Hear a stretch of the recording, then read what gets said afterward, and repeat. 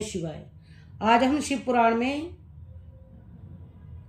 ओमकारेश्वर ज्योतिर्लिंग के बारे में, उनकी महिमा और उनके प्रादुर्भाव का स्वाध्याय करेंगे। ऋषियों ने कहा, महाभाग सूत जी, आपने अपने भक्त की रक्षा करने वाले महाकाल नामक शिवलिंग की बड़ी अद्भुत कथा सुनाई है। अब कृपा करके चौथे ज्योतिर्लिंग का परिचय दीजिए। ओमकार तीर्थ में सर्वपातकहारी परमेश्वर का जो ज्योतिर्लिंग है, उसके आविर्भाव की कथा सुनाइए। सूत जी बोले, महर्षियों, ओमकार तीर्थ में परमेश संज्ञक ज्योतिर्लिंग जिस प्रकार प्रकट हुआ वह बताता हूँ, प्रेम से सुनो। एक समय की बात है, भगवान नारद मुनि गोकर्ण नामक शिव के समीप जा बड़ी भक्ति के साथ उनकी सेवा करने लगे। कुछ काल के बाद वे मुनि श्रेष्ठ वहां से गिरिराज बिंद पर आए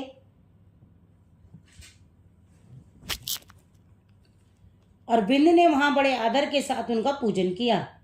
मेरे यहाँ सब कुछ है, कभी किसी बात की कमी नहीं होती। इस भाव को मन में लेकर विंध्याचल नारद जी के सामने खड़ा हो गया।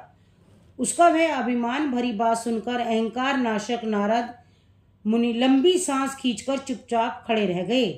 यह देख विंध्य पर्वत ने पूछा, आपने मेरे यहाँ कौन सी कमी देखी है? आपके इस तरह लंबी सांस खींचने का क्या कारण है? नारद जी ने कहा, भैया, तुम्हारे यहाँ सब कुछ है, फिर भी मेरू पर्वत तुमसे बहुत ऊंचा है। उसके शिखरों का विभाग देवताओं के लोकों में भी पहुंचा हुआ है, किंतु तुम्हारे शिखर का भाग वहां कभी नहीं पहुंच सका है। सूत जी कहते हैं, ऐसा कहकर नारद जी वहां से जिस तरह आए थे उसी तरह चल दिए। परंतु विंध्य पर्वत मेरे जीवन आदि को धिक्कार है, ऐसा सोचता हुआ मन ही मन संतप्त हो उठा। अच्छा, अब मैं विश्वनाथ भगवान शंभु की आराधना पूर्वक तपस्या करूंगा, ऐसा हार्दिक निश्चय करके वह भगवान शंकर जी की शरण में गया।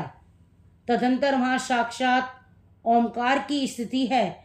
वहां प्रसन्नता पूर्वक जाकर उसने शिवजी जी की पार्थिव मूर्ति बनाई और 6 मास तक निरंतर शंभु की आराधना करके शिवजी जी के ध्यान में तत्पर हो वह अपनी तपस्या के स्थान से हिला तक नहीं। विंध्याचल की ऐसी तपस्या देख पार्वती पति प्रसन्न हो गए। उन्होंने विंध्याचल को अपना वह स्वरूप दिखाया जो योगियों के लिए भी दुर्लभ है। वे प्रसन्न हो उस समय उससे बोले, विंध्य, तुम मनोवांछित वर मांगो, मैं भक्तों को अभिष्ट वर देने वाला हूँ और तुम्हारी तपस्या से प्रसन्न हूँ। विंध्य बोला, देवेश्वर शंभो, आप सदा ही भक्त वत्सल हैं। यदि आप मुझ पर प्रसन्न हैं तो मुझे यह अभिष्ट बुद्धि प्रदान कीजिए जो अपने कार्य को सिद्ध करने वाली हो। भगवान शंभु ने उसे वह उत्तम वर दे दिया और कहा, पर्वतराज विंध्य, तुम जैसा चाहो वैसा करो। इसी समय देवता तथा निर्मल अंतःकरण वाले ऋषि वहीं आए और शंकर जी की पूजा करके बोले, प्रभो, आप यहाँ स्थिर रूप से निवास करें।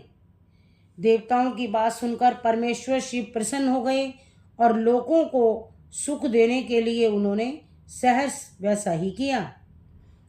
वहाँ जो एक ही ओमकार लिंग था वह 2 स्वरूपों में विभक्त हो गया।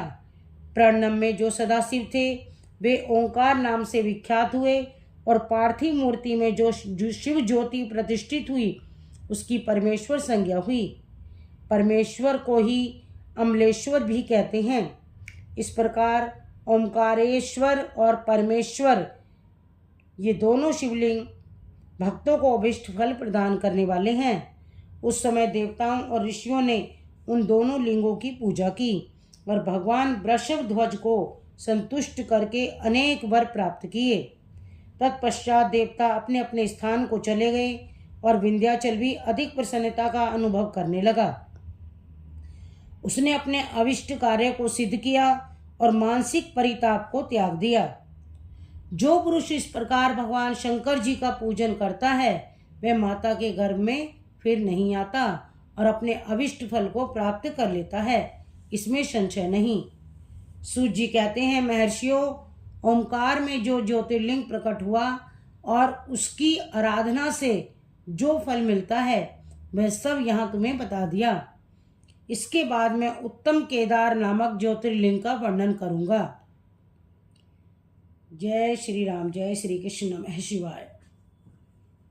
अगले अध्याय में हम शिव पुराण के केदारेश्वर ज्योतिर्लिंग के बारे में स्वाध्याय